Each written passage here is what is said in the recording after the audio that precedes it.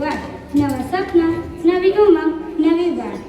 કરીએ સ્વાગત દેશના ભવિષ્યનું, પ્રાથમિક શિક્ષણના આ પાવન પર્વનું. પ્રાથમિક શાળા જીતાલી શાળા પરિવાર તથા SMC જીતાલી આજના કન્યા કેળવણી મહોત્સવ અને શાળા પ્રવેશ ઉત્સવ કાર્યક્રમમાં સૌને આવકારીએ છીએ. આજના કાર્યક્રમમાં ઉપસ્થિત આદરણીય મહાનુભાવો, ગામના આગેવાનો, વાલીજન, ગુરુજનો તથા બાળ મિત્રોનું હું સ્વાગત કરું છું. આજના દિવસે દેશનું ભવિષ્ય છે, એટલે કે નાના ભૂલકાઓ શાળામાં પ્રવેશ કરવા જઈ રહ્યા છે. જ્ઞાન એ દીવો આપણા જીવનમાં અજવાળું પાથરે છે. કાર્યક્રમની શરૂઆત આપણે આજના અતિથિશ્રી તથા મહાનુભાવો દ્વારા દીપ પ્રાગટ્ય વડે કરીશું. તમામ મહાનુભાવોને દીપ પ્રાગટ્ય કરવા આગળ આવવા વિનંતી.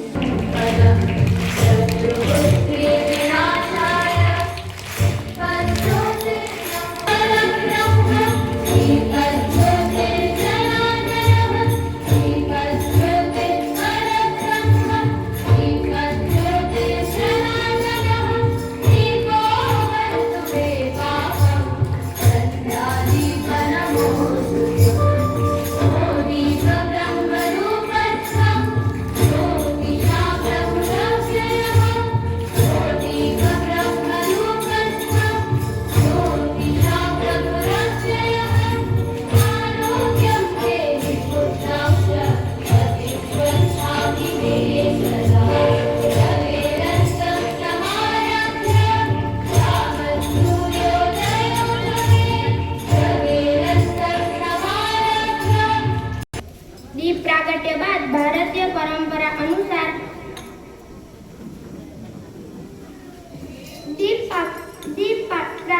બાદ ભારતીય પરંપરા અનુસાર પ્રભુની પ્રાર્થના કરીશું. પ્રાર્થના એ શક્તિનો સ્ત્રોત છે. પ્રાર્થના કરવાથી દિવસ સારો જાય છે. પ્રાર્થનાના બોલ ઓમ તત્સત શ્રી નારાયણ છે.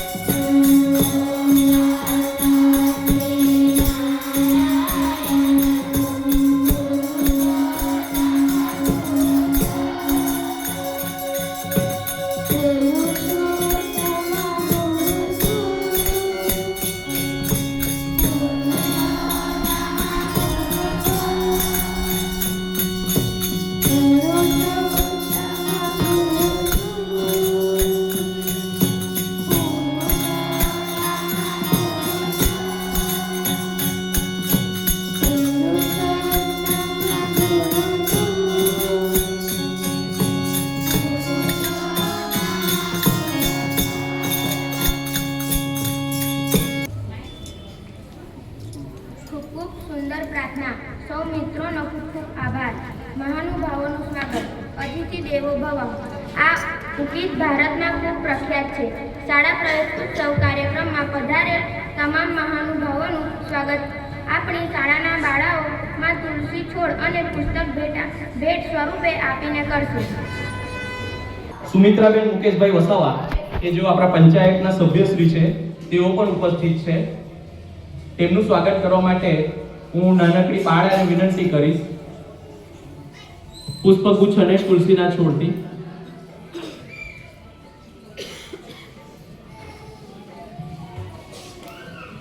તાળીઓનો ગડગડાટ ચાલુ રાખજો.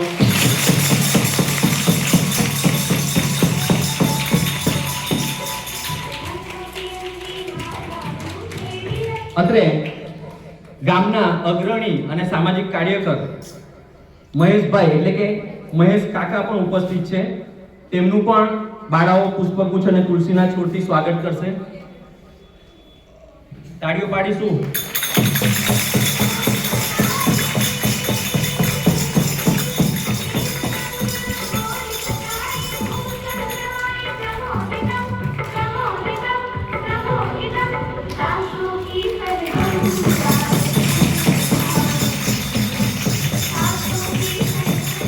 આ ઉપરાંત બીજા એક સામાજિક કાર્યકર અને આપણી શાળામાં અવારનવાર આપણી સાથે વિદ્યાર્થીઓને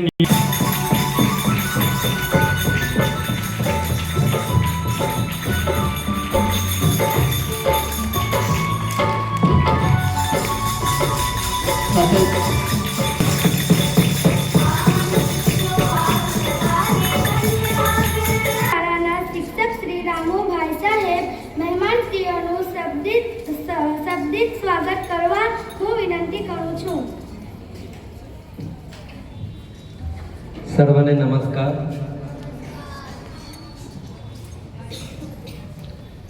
શાળા પ્રવેશ ઉત્સવ 2027 કાર્યક્રમ અંતર્ગત પ્રાથમિક શાળા જીતાલીના આંગણે આ એક રૂડો અવસર છે.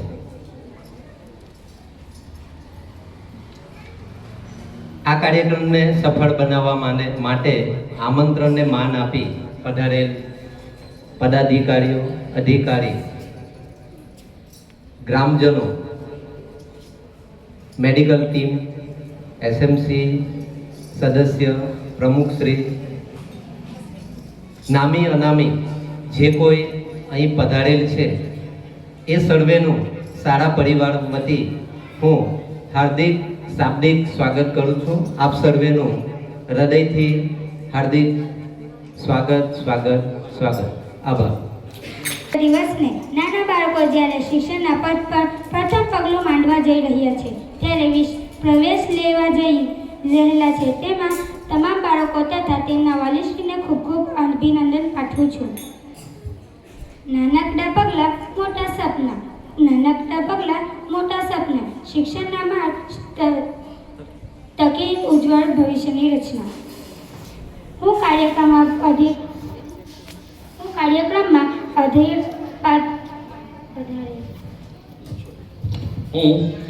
પધારેલ તમામ મહાનુભાવોને નવા પ્રવેશ મેળવનાર બાળકોને આવકારીને શૈક્ષણિક કીટ અર્પણ કરી પ્રવેશ આપવા માટે અત્રે વિનંતી કરું છું. સૌપ્રથમ આંગણવાડી તરફથી આવેલા બાળકો અને તેમના શિક્ષક મિત્રો અત્રે ઉપસ્થિત થશે. સ્ટેજ આગળ આવીશું. આંગણવાડી તરફથી આવેલા પોતપોતાના બાળકોને લઈને આવી જાય.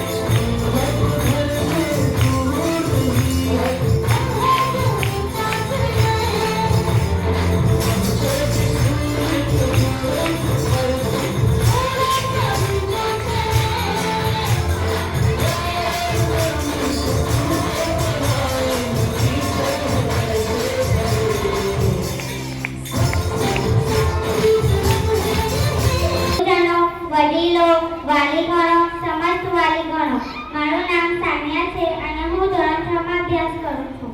આજે કન્યા કેળવણી મહોત્સવ અને શાળા પ્રવેશ ઉત્સવ 2025 થી 2026 આ શુભ પ્રસંગે મને વૃક્ષારોપણ વિશે કંઈક કહેવાનો મોકો મળ્યો છે. તેનો મને ખૂબ જ આનંદ છે. આપણે જાણીએ છીએ કે વૃક્ષ આપણા જીવન માટે કેટલા મહત્વના છે. વૃક્ષ આપણને શ્વાસ લેવા માટે ખૂબ જ જરૂરી છે. વૃક્ષ પક્ષીઓ અને અન્ય જીવોનો રહેઠાણ પૂરું પાડે છે. વૃક્ષ વરસાદ લાવવામાં મદદ કરે છે અને જમીનનું ધોવાણ અટકાવે છે અને વાતાવરણને ઠંડુ રાખે છે. વૃક્ષ પક્ષીઓ અને અન્ય જીવોનું રહેઠાણ પૂરું પાડે છે. ટૂંકમાં વૃક્ષ વગર પૃથ્વી પર જીવન શક્ય નથી. આજે આપણે જોઈ જ રહ્યા છીએ કે વૃક્ષો કપાઈ રહ્યા છે અને જંગલો ઓછા થઈ રહ્યા છે. તેના કારણે પર્યાવરણમાં ઘણા બધા ફેરફારો જોવાઈ રહ્યા છે, જેમ કે ગરમી વધવી, વરસાદ ઓછો થવો અને પ્રદૂષણ વધવું. આ બધું આપણા સ્વાસ્થ્ય અને ભવિષ્ય માટે સારું નથી. આપણે સમયે વૃક્ષારોપણ કરવું જોઈએ.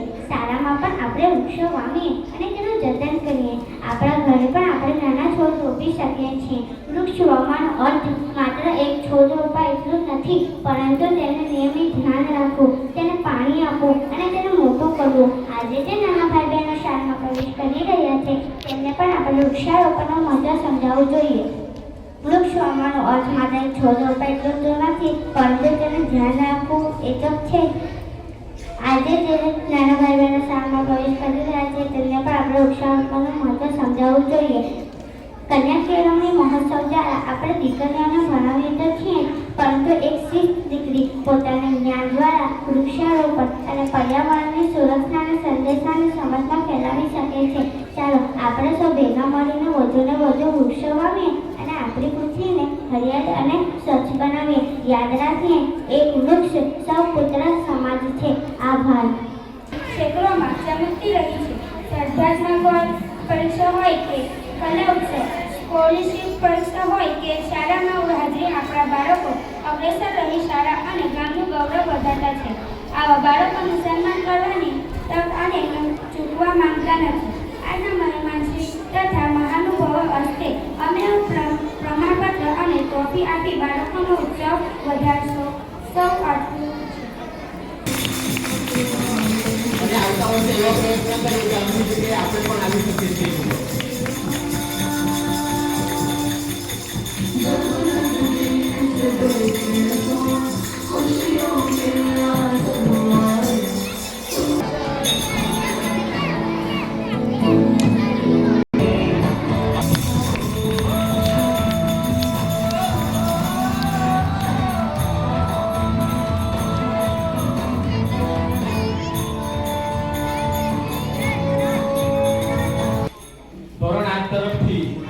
ગઢવસ્તાની સાથે એવું કમિટમેન્ટ કરો કે આવતા વર્ષે તમે પણ આ રીતે સ્ટેજ ઉપર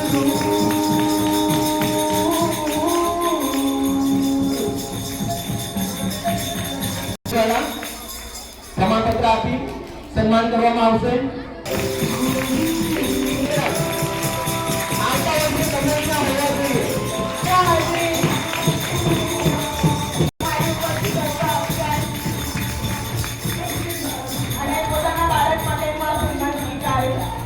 રહે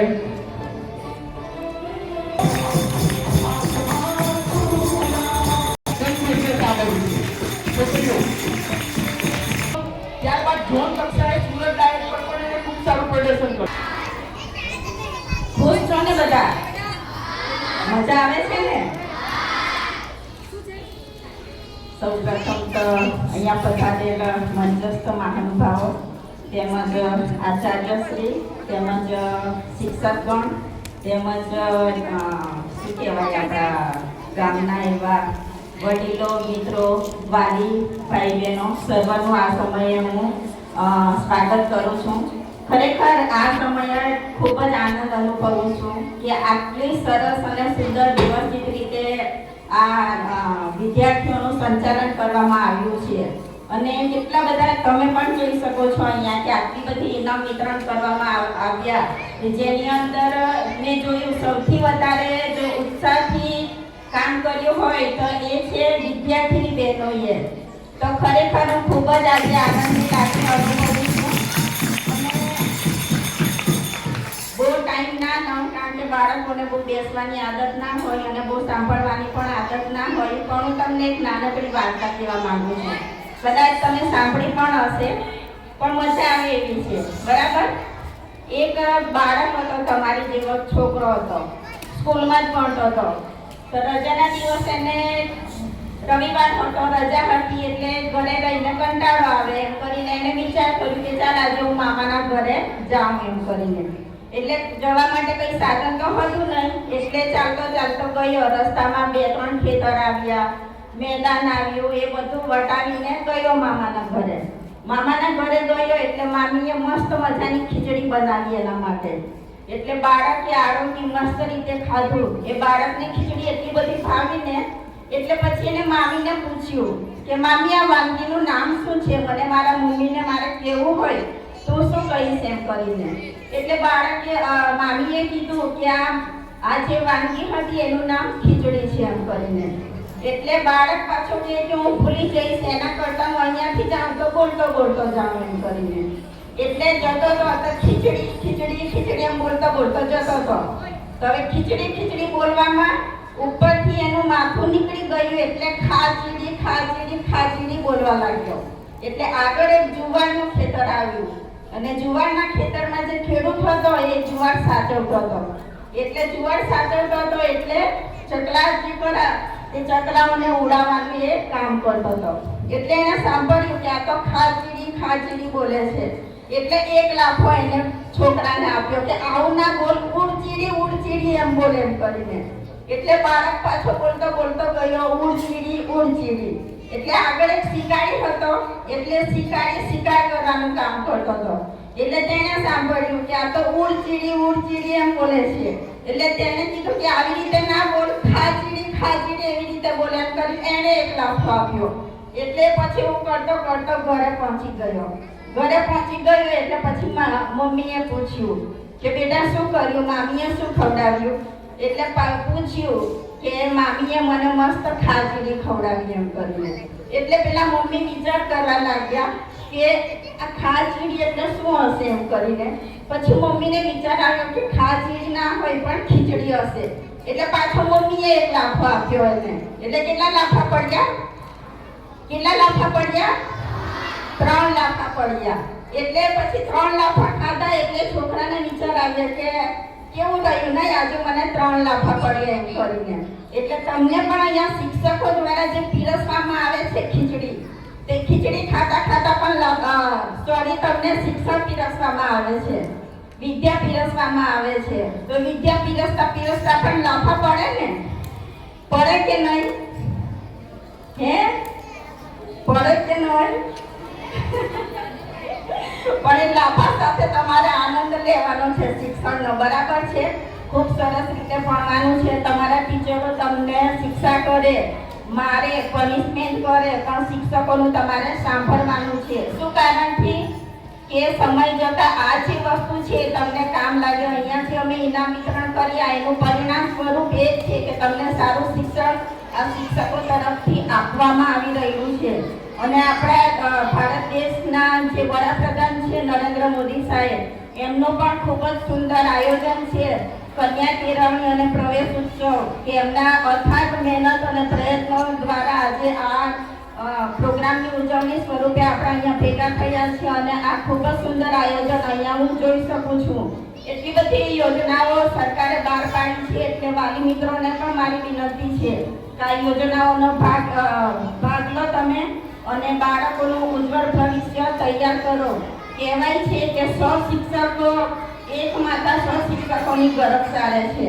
એટલે માતા પિતાઓને પણ મારી ખાસ જ વિનંતી છે કે તમે પણ બાળકો પર ધ્યાન આપો. ઘણા બધા બાળકોને અહીંયા ઇનામ વિતરણ કરવામાં આવ્યું, તેમાં સૌથી મોટો જે ફાળો હોય છે તે આપણા માતા પિતાનો હોય છે. એટલે આજે આપણે માતા પિતાને પણ રિક્વેસ્ટ કરું છું કે બાળકો ઉપર પણ ધ્યાન આપો. અને ટીચરો તો ધ્યાન આપે છે, ટીચરો તો એમનું કામ કરે જ છે, પણ વિશેષ તમારે કાળજી રાખવાની જરૂર છે. એટલે બાળકો તમે મને સાંભળી મને ખૂબ જ સારું લાગ્યું. તમને મજા આવી ને? ખુશ છો ને બધા? થેન્ક યુ સો મચ મને 2 મિનિટ બોલવા માટે આપી. ચાલો બધા વ્યવસ્થિત સરખાને કાર થઈ જઈશું. મેડમે કીધું કે બાળકોને બેસવાની આદત ના હોય, પણ મારે તો આજે તમને કહેવું જ છે 5 થી 7 મિનિટ. એટલે બધા પેલી બાજુ અવાજ નહીં કરે બેટા. બાળકોને તો હું કહેતી જ આવી છું, પણ આજે વાલીગણો પણ ઉપસ્થિત છે, તો આપણે થોડી ચર્ચા આજે કરીએ. કન્યા કેળવણી મહોત્સવ અને શાળા પ્રવેશોત્સવ. મેડમે વાત કરીને આપણા માન્ય વડાપ્રધાન જે આપણા ગુજરાત રાજ્યના કનોજા પુત્ર પણ છે અને આપણા ભૂતપૂર્વ મુખ્યમંત્રી પણ હતા, તો એમના સમયમાં 2003 થી શાળા પ્રવેશોત્સવની શરૂઆત થયેલી. ત્યારે એનું નામ માત્ર શાળા પ્રવેશોત્સવ હતું અને એનો હેતુ એટલો જ હતો કે બાળક શાળાએ આવે, એનું એનરોલમેન્ટ થાય. ધીમે ધીમે એની અંદર ક્રમશઃ સુધારો લાવતા ગયા અને કન્યા કેળવણીને પ્રોત્સાહન આપવા માટે, કન્યાઓને સશક્તિકરણ માટે એનું નામ કરવામાં આવ્યું કન્યા કેળવણી મહોત્સવ શાળા પ્રવેશોત્સવ. અને આ અંતર્ગત એક યોજના પણ શરૂ કરવામાં આવી અને એ યોજના છે વિદ્યાલક્ષ્મી બોન્ડ. તો જે તે સમયે જે ગામમાં સ્ત્રી સાક્ષરતા દર 50% કરતા ઓછો હોય તે વિદ્યાર્થીઓ જો દીકરી શાળામાં દાખલ કરાવે તો એને 2000 રૂપિયાનો જે તે સમયે બોન્ડ આપવામાં આવતો હતો.